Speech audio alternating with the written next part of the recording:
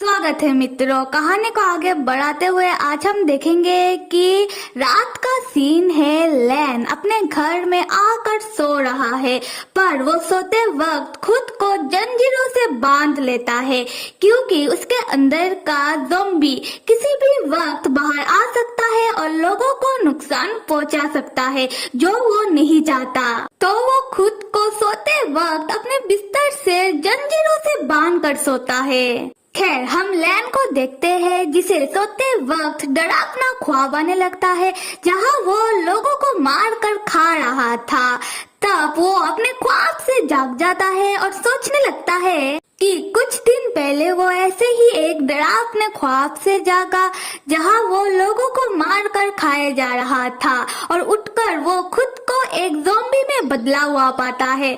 तब से उसका लाइफ बिल्कुल चेंज हो गया था और सिर्फ उसका लाइफ नहीं, उसके बॉडी में भी बहुत सारे चेंजेस आ गए थे। पर उसे कुछ याद नहीं कि वो ज़ॉम्बी बना कैसे, और ना ही वो चाह कर भी कुछ महीने पहले का यादें याद कर पा रहा है। लैन बताता है कि जैसे जैसे दिन बीत रहा है वैसे वैसे उसे ऐसे ही डरावने ख्वाब और ज्यादा आने लगे जहां वो पूरी तरीके से एक मॉन्स्टर में बदल गया है जिसका भूख सिर्फ लोगों को खाने से ही मिट रहा है।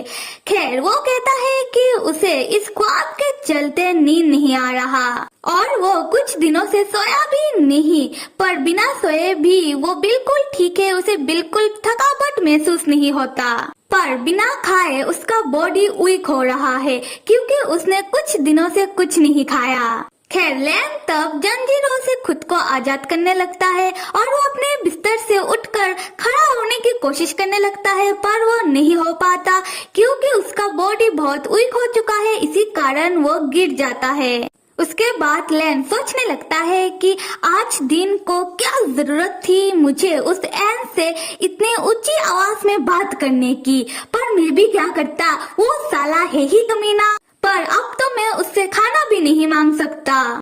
तब लैन याद करने लगता है क्लास में जब उसने एन से कहा था कि अगर तुमने मुझे ज्यादा गुस्सा दिलाया तो मैं तुम्हें ही खा जाऊंगा। उसके बाद एन लैन को आंखें फाड़ फाड़ कर देखने लगता है। फिर वो ताली मारते हुए कहता है कि वाह, यही उम्मीद था मुझे तुमसे कि तुम ऐसा ही कुछ कहोगे। लैन, तुम्हें अगर चीजों को इतना मुश्किल बनाना ही है खुद के लिए तो बनाओ, मैं भी देखता हूँ कि तुम कब तक बिना खाए रह सकते हो। फिर एन खाने का पैकेट दिखाते हुए स्माइल करते हुए लैन से कहता है कि लैन, मुझे पता है कि तुम्हारे अंदर जीने का इच्छा है, पर अभी तुम गुस्से में हो। अगर फिर से तुम्हारे अंदर जीने का इच्छा जागे तो आना मेरे पास गिड़गिड़ाते हुए, मैं उस समय का इंतजार करूंगा। फिर लैन क्लास वाली बातें याद करने के बाद वो अपना उंगलियां अपने दांतों तले दबाते हुए सोचने लगता है कि मैंने इस जैसा कमीना लड़का अपनी पूरी लाइफ में नहीं देखा, पर अभी मैं ऐसा क्या करूं जिससे मैं लोगों को नुकसान भी ना पहुंचाऊं और उस कमीने एन से खाना भी ना मांगना पड़े और मैं खुद के लिए खाना ढूंढ भी लूं। उसके बाद लैन अपना उंगलियों को देखकर सोचने लगता है कि अरे ये क्या हुआ, मैंने मेरे उंगलियों को इतना जोर से बाइट किया, उसके बावजूद भी मेरी उंगलियों से खून नहीं निकला, ऐसा कैसे हो सकता है। यहाँ से सीन शिफ्ट होकर अभी क्लास का सीन दिखाया जा रहा है और जैसे कि लैन एक ज़ॉम्बी है तो ज़ॉम्बी होने के कारण उसके शरीर में ज़ॉम्बी वाले निशान मतलब ब्लू कलर के बहुत सारे निशान आ गए और वो जब भी अपने क्लास में आता है उससे पहले लैन बीबी क्रीम लगाकर मतलब मेकअप शेकअप करके अपना शरीर का निशान ढक कर आता है जिससे वो भी बाकी स्टूडेंट की तरह ही नॉर्मल दिखाई दे सके। खैर, हम लैन को देखते हैं जो क्लास में डेस्क में अपना सर रख कर सोच रहा था कि कल पूरी रात मैंने सोचा कि मैं क्या खाऊं। उसके बाद मैंने एक मछली खाया पर उसका कोई फायदा हुआ नहीं क्योंकि मुझे भूख अभी भी लग रहा है। फिर लैन एन को देखने लगता है और हम भी एन को देखते हैं जिससे दो लड़कियां बातें कर रही थी। एक एन से कह रही थी, क्लास प्रेसिडेंट एन, आप बहुत ही अच्छे इंसान हो, हम सब आपको बहुत पसंद करते हैं। अगर आप कॉलेज के इलेक्शन में खड़े होते हो तो हम सब आपको ही वोट करेंगे। खैर, मैं जो आपको बताने के लिए आई थी वो तो मैं भूल ही गई। एक्चुअली मुझे आपसे कहना था कि हम लोग एक क्लब खोल रहे हैं, तो अगर आपके पास वक्त हो तो आप हमारे क्लब को जरूर ज्वाइन करना।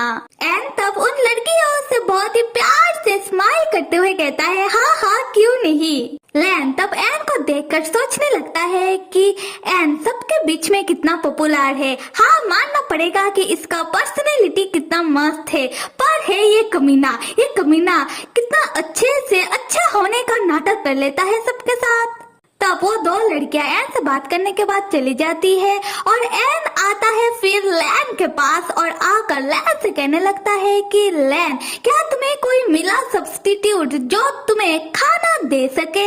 लैन चिढ़कर कहता है कि इससे तुम्हें क्या। एन कहता है कि लैन देखो, तुम मुझे तुम्हारे ऊपर रिसर्च करने दो तो मैं तुम्हारे लिए चीजों को इतना मुश्किल नहीं बनाऊंगा मेरे लिटिल मॉन्स्टर। लैन कहता है एन से कि एन, एक बात तुम सब समझ लो कि मैं कोई मॉन्स्टर नहीं हूँ, और दूसरा कि मैं भी एक इंसान हूँ, और तीसरा कि मैं तुम्हारा कोई एक्सपेरिमेंटल सब्जेक्ट नहीं हूँ और ना ही मैं बनना पसंद करूंगा।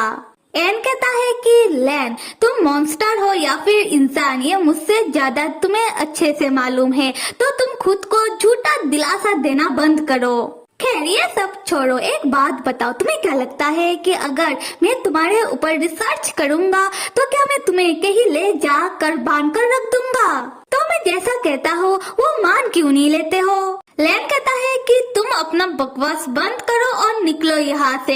एन तब लैन के नजदीक आ जाता है और अपना हाथ लैन के गाल और गर्दन में रखते हुए धीमी आवाज में लैन से कहता है कि लैन, क्या तुम्हें पता है कि जब भी तुम गुस्सा करते हो तुम कितने क्यूट लगते हो, पर तुम्हारा जो ये एटीट्यूड है ये मुझे बिल्कुल पसंद नहीं।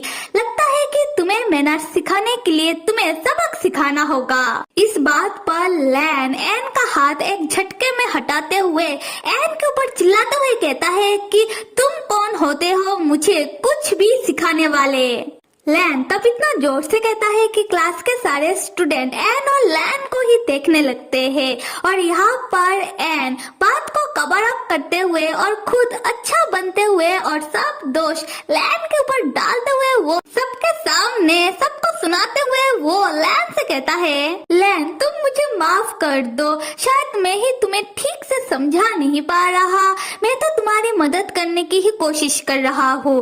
देखो लैन, तुम्हारा मार्क क्लास में सबसे कम आता है, इसलिए मैंने तुम्हें सिखाने की बात कही। अगर तुम नहीं चाहते हो कि मैं तुम्हें कुछ भी सिखाऊं, तो क्या मैं तुम्हारे लिए दूसरा कोई टीचर ढूंढ कर दे दूं? क्या कहते हो लैन? और यहाँ पर लैन एन ये क्या बात कर रहा है, ये लड़का कितना चालू है। खैर, यहाँ पर एन क्लास में सबसे कहने लगता है कि आप लोग परेशान मत हो, हम तो बस ऐसे ही बात कर रहे थे, मैं तो बस लैन का मदद करने की कोशिश कर रहा था, शायद मैं ही उसे ठीक से समझा नहीं पाया। तब हम लैन को देखते हैं जो एन की बातों से चौंका हुआ है, और एन लैन की ओर देखकर आंख मारते हुए और सिर्फ अपना लिप्स हिलाते हुए लैन से कहता है कि अगर लैन अपना एटीट्यूड ऐसे ही जारी रखेगा तो एन लैन को पनिश्ड करेगा। ये कहे कि एन जाने लगता है और लैन को गुस्सा आ जाता है और वो दोबारा क्लास में जोर से एन से कहता है कि हे एन, किधर चले, क्या कहा तुमने अभी मुझे? तब क्लास का दूसरा एक लड़का लैन से कहने लगता है कि हे लैन, क्लास में तुम ऐसे चिल्लाओ मत, क्लास में लोग पढ़ने के लिए आते हैं, और तुम ऐसे कैसे हमारे क्लास प्रेसिडेंट एन से बात कर रहे थे, वो कितने अच्छे हैं, तो तुम बिना कारण उनके ऊपर चिल्ला कर मत बात किया करो। लैन कहता है कि क्या बिना कारण, और तुम लोग मुझे ऐसे क्यों देख रहे हो, क्या तुम लोगों ने नहीं सुना कि उस एन ने मुझे क्या कहा? तब वो कहता है कि नहीं, उसने कुछ नहीं सुना। यहाँ पर लैन गुस्से में अपना हाथ डेस्क में पटकते हुए एन को गाली देते हुए कहता है कि साला कमीना एन, जानबूझकर मुझे सबके सामने नीचा दिखाने की कोशिश कर रहा है। फिर हम एन को देखते हैं जो अपने फोन में लैन का बॉडी टेम्परेचर चेक करते हुए वो सोचने लगता है कि लैन को बहुत गुस्सा आ रहा है, उसका मूड चेंज होने के कारण उसके बॉडी में भी चेंजेस हो रहा है। अगर वो ऐसे ही गुस्सा करता रहा तो ये उसके लिए बिल्कुल अच्छा नहीं होगा। खैर, उसे जितना गुस्सा करना है वो कर ले, उसके बाद इसका नतीजा क्या होगा ये देखा जाएगा। खैर, अभी क्लास का सीन दिखाया जा रहा है जहाँ टीचर आकर सबको टेस्ट का रिजल्ट बता रहे थे। टीचर कह रहे थे कि इस बार उन लोगों का क्लास का परफॉर्मेंस बाकी क्लास के मुकाबले कम हुआ है, क्योंकि क्लास में एक दो स्टूडेंट का मार्क बहुत एवरेज आया है। और टीचर एक और दो स्टूडेंट में नाम लेते हैं लैन का, जहां हम लैन को देखते हैं जो डेस्क में अपना सर रखकर सोच रहा था कि टेस्ट रिजल्ट अभी मुझे इन सब से कोई लेना देना नहीं है।